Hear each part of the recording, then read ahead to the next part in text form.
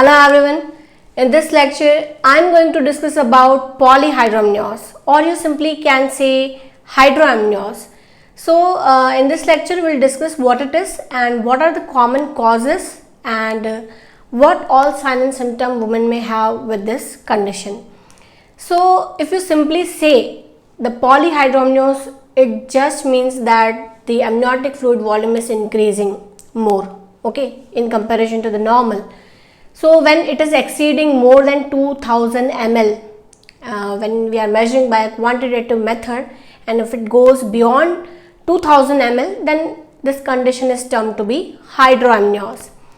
So it is tough to measure this whole amount, but there are some semi-quantitative method as well by which we can measure this amount. So by ultrasonography, we can measure AFI, amniotic fluid index, and SDP, single deepest pocket. So that I already discussed previously, in which I covered the amniotic fluid, the normal amount, color, all this thing. So that you can refer before you watch this video. So by AFI, amniotic fluid index, as well as SDP, we can correlate with the normal value and we can conclude that the woman is having polyhydramnios, because the normal AFI value is 5 to 25 centimeter, and if it goes beyond 25 centimeter, then it is to be considered in this condition. And same in SDP also, the normal value is 2 to 8 centimeter, and if it goes beyond 8 centimeter, then it is to be termed as hydramnios. So depending on its degree, it is categorized into three, that is mild, moderate and severe. Mild means when the AFI, amniotic fluid index value, fall in between 25 to 30 centimeter, and when it is 30 to 35 centimeter in AFI, then it is termed as moderate, and when the values go beyond 35 centimeter in AFI, then it is considered in a severe cases. But most common is the mild one, mild polyhydramnios, where the AFI value falls in between 25 to 30 centimeter. And the other division is depending on its onset, when it is going to be appear. So it is acute and chronic. So acute is a rare one in comparison to the chronic one, because it is the most common, that is chronic. Chronic polyhydramnios means it is appearing gradually. It means it takes few weeks to start, okay, because the amniotic fluid is rising slowly in the chronic. But in acute, what happened, the fluid amount is rising suddenly. It start increasing in a few days only. So that is called acute. Now we'll talk about its etiology. Then if we talk in general, what is the most common, then the reason is idiopathic. That is, in majority of situation, the exact reason is not known. Okay, so idiopathic is the most common cause, but there are the fetal and maternal factors also which contribute in this condition. So first, if we talk about the fetal factor, then there are the congenital defects which start developing in the fetal life itself. So first is the anencephaly. Anencephaly means where the brain and the skull part of the fetus is not developed well. So when it is not developed well, then what happened? The meninges are not there that cover whole brain, and the CSF will leak in the amniotic sac, and that will contribute in the amniotic fluid. Okay, and along with that, in this anencephaly, the swallowing reflex is also not there, or it is diminished in these fetuses.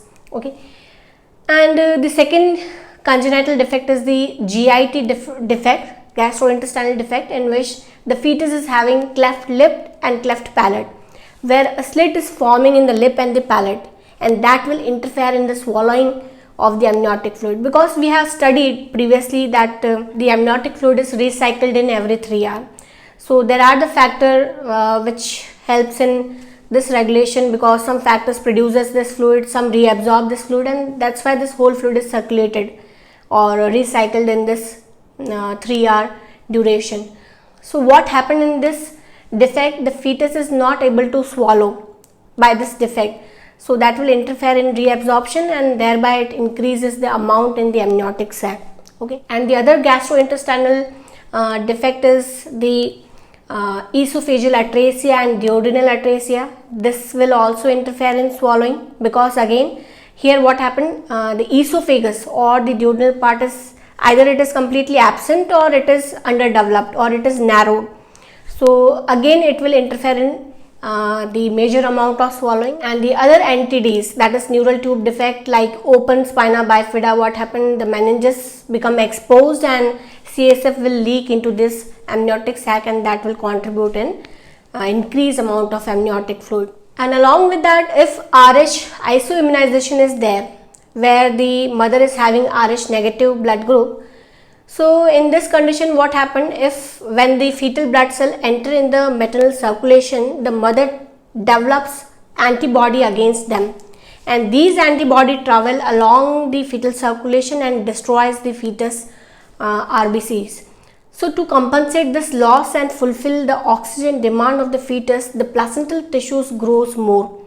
So there is a hyperplasia of placental tissue, and this hyperplasia add in more amount of amniotic fluid, because there is an increased transudation of fluid that filter across the fetal membrane and enter in the amniotic sac. So thereby the fluid volume increases in RH isoimmunization. And suppose if the fetal infection is there like toxoplasmosis, rubella, syphilis, that also increases polyhydramnios in the woman. So these are the fetal factors.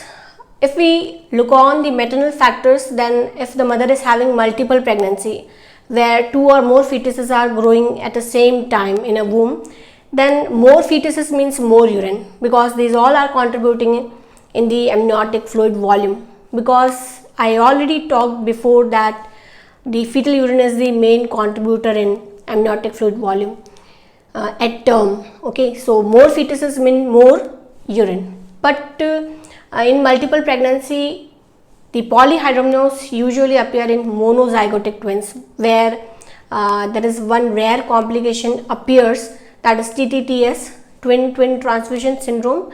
So in this condition what happened, both the fetuses shares a common placenta, but they are not equally receive the same amount of nutrient at the same time. So the fetus, the recipient fetus which receives more, develops the hydramnios, okay, and the one which receives less may have oligohydramnios. But suppose if the woman is having cardiac or renal diseases, then to compensate the oxygen demand for the fetus, again there is a hyperplasia of the blood vessels of placenta, and that may filter more fluid across the fetal membrane, and that may enter in the amniotic sac. So thereby the fluid volume is increases. And if the woman is having diabetes where the blood glucose level is more, so what happens, these high glucose level enter in the fetal circulation as well. So there is a hyperglycemia in fetus, yes, and this hyperglycemia may cause polyuria in fetus. So more urine again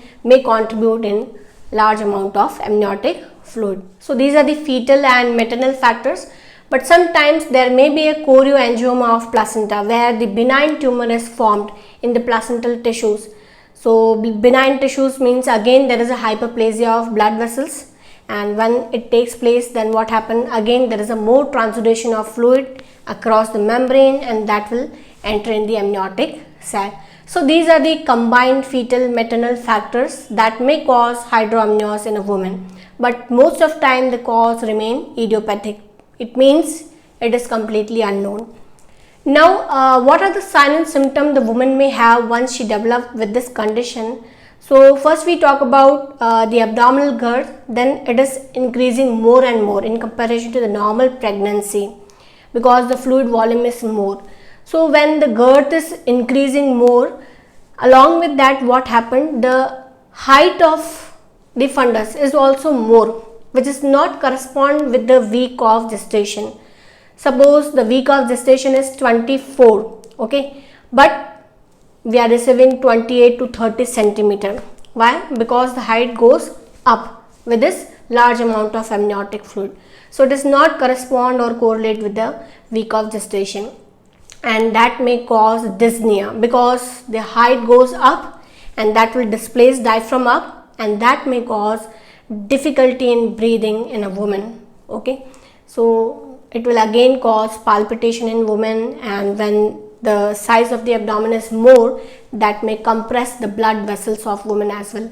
So these compressed vessels may cause edema of the lower limb as well as varicosities in the lower limb, or may cause hemorrhoids as well. And along with that, the skin of the uterus become tense, it become thin, shiny, because it is stretching with this large amount of amniotic fluid. Yes, and the strias, the linear stretch marks which appear on the abdomen, is also become enlarged. Okay, they become enlarged, they become thick. Okay, so strias are also more prominent in these women.